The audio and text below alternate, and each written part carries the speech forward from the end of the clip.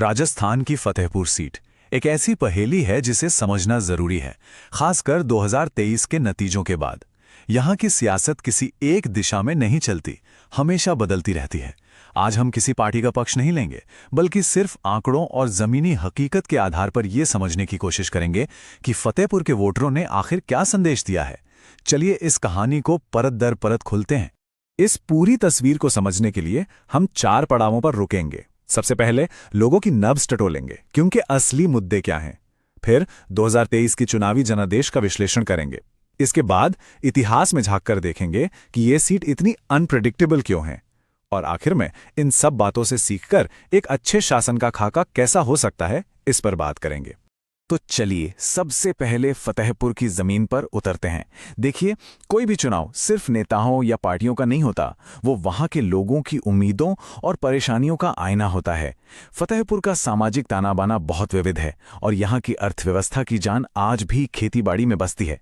तो यहाँ की सियासत का तानाबाना कैसा है? देखिए, यहाँ की आबादी में गजब की विविधता है। एक बड़ी मुस्लिम आबादी है और साथ ही 15% से ज्यादा अनुसूचित जाति के लोग भी रहते हैं।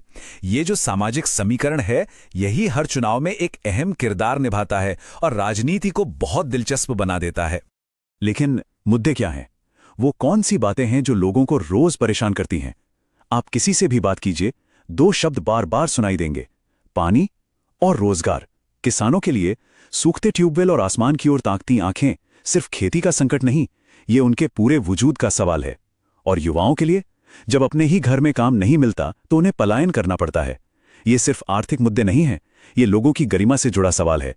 हमारे संविधान की बुनियाद भी यही है, हर नागरिक को सम्मान के साथ जीने का हक मिले। ये मुद्दे उसी हक की लड़ाई हैं। तो ये थे मुद्दे, लोगों की असल परेशानियां। अब देखते हैं कि इन मुद्दों की गूंज 2023 के चुनाव नतीजों में कैसे सुनाई दी। वोटों ने आखिर क्या कहानी बयान की? यहां आंकड़े खुद कहानी कह रहे हैं। जरा सोचिए, 2018 में हार जीत का फैसला सिर्फ 1055 वोटों से हुआ था। मतलब एक एक वोट की कीमत थी। और फिर आया 2023 और जीत का अंतर बढ़कर हो गया 25,993 वोट, लगभग 26,000। ये कोई छोटा मोटा बदलाव नहीं है, ये एक सियासी भूचाल है जो बताता है कि वोटरों के मन में कुछ बहुत बड़ा चल रहा था। अब जरा वोटों के बंटवारे को देखिए। कांग्रेस को लगभग 46.5% वोट मिले और बीजेपी को 32%। लेकिन कहानी में एक और दिलचस्प मोड़ है और वो है जेजेपी, एक नई पार्टी जिसने आते ही 13% से ज्यादा वोट हासिल कर लिए। ये क्या दिखाता है? ये साफ दिखाता है कि फतेहपुर का वोटर किसी एक पार्टी का बंधुआ नहीं है, वो विकल्प तलाशता है। तो सवाल यह है कि ऐसा हुआ क्यों? आइए हर पार्टी की ताकत और कमजोरी को समझते हैं। कांग्रेस की सबसे बड़ी ताकत है खान परिवार का सालों पुराना स्थानीय नेतृत्व। लेकिन उनकी एक कमजोरी भी रही है, वो है पिछले चुनावों में बहुत कम अंतर से जीतना।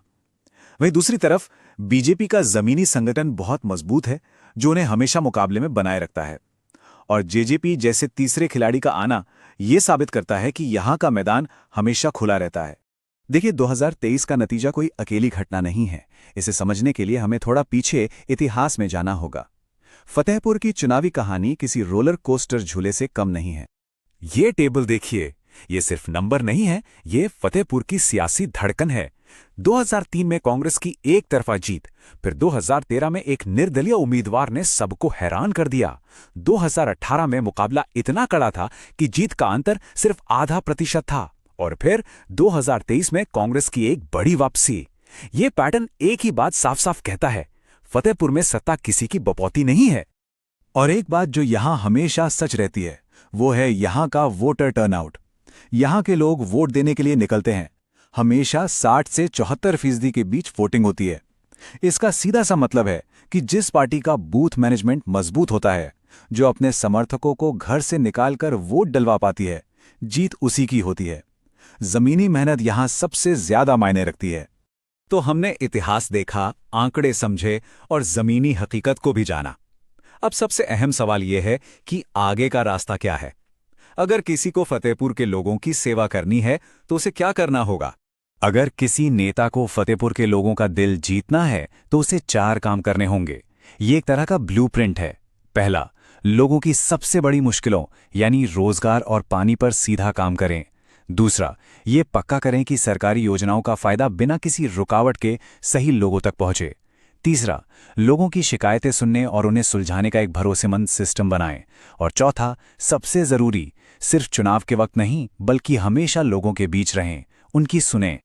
इस नए दौर में लोगों से जुड़ने और अपनी बात कहने का तरीका भी बदल रहा है। भारत का डिजिटल परिदृश्य तेजी से बढ़ रहा है और अब संवाद सिर्फ जमीनी ही नहीं बल्कि डिजिटल भी होना चाहिए। यहाँ पर भारत का डीपीडीपी फ्रेमवर्क भी अहम हो जाता है। इसका मतलब है कि आप लोगों से उनकी सहमति के बिना और उनकी निजता का सम्मान किए बिना संवाद नहीं कर सकते। जिम्मेदार राजनीतिक संवाद का ये एक नया और जरूरी पहलू है। तो इस पूरी पड़ताल के बाद फतेहपुर के जनादेश से हम क्या सीख सकते हैं? सबसे बड़ा, सबसे गहरा सबक क्या है? इसका जवाब स्विंग सीट शब्द में ही छिपा है, लेकिन इसका मतलब सिर्फ वोटों का इधर उधर होना नहीं है। इसका गहरा मतलब है कि यहां के वोटर का भरोसा नाजुक है। यहां जीत स्थायी नहीं होती। यहां जनादेश एक राजगद्दी नहीं बल्कि एक जिम्मेदारी है, एक ऐसी लीज जिसे हर रोज अपने काम से, अपनी सेवा से रिन्यू करवाना पड़ता है। फतेहपुर का संदेश साफ है, काम करो तो राज करो। अगर आप एक जन केंद्रित नेता बनना चाहते हैं और अपने निर्वाचन क्षेत्र का उत्थान करना चाहते हैं तो blueprintstrategies.ai से mgr@blueprintstrategies.ai पे संपर्क करें या 008042041602 पर कॉल करें। राजनीति से परे एक उद्देश्य।